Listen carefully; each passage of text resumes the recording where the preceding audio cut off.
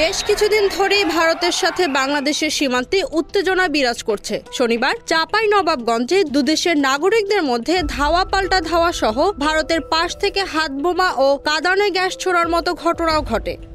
আর এ ধরনের ঘটনার পেছনে বিগত সরকারের আমলে সীমান্ত নিরাপত্তা নিয়ে পদক্ষেপ না নেওয়াকে দায়ী করছেন স্বরাষ্ট্র উপদেষ্টা। তিনি বলেন, বর্ডার এলাকার কিছু জায়গা আছে যেখানে দুই দেশের কিছু পার্টি আসা যাওয়া করে। এই সমস্যা যা অচিরেই সমাধান হবে।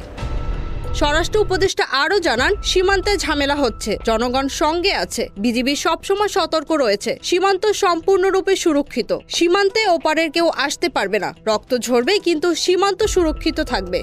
সীমান্ত নিরাপত্তায় স্বরাষ্ট্র উপদেষ্টার এই বক্তব্য নিয়েই ভারতের বিরুদ্ধে রক্তক্ষয় সংঘর্ষের ছক বলে উস্কানিমূলক মন্তব্য করছে ভারতীয় মিডিয়া। বাংলাদেশের সীমান্ত সুরক্ষাকে তারা ভারত বিরোধী কাজ বলে অপপ্রচার করছে। মূলত সীমান্তে একচেটিয়া আধিপত্য বিস্তার বন্ধ হয়ে যাওয়ার ভয় থেকেই বিজিবির কঠোর অবস্থানে এখন মাথায় হাত ভারতের।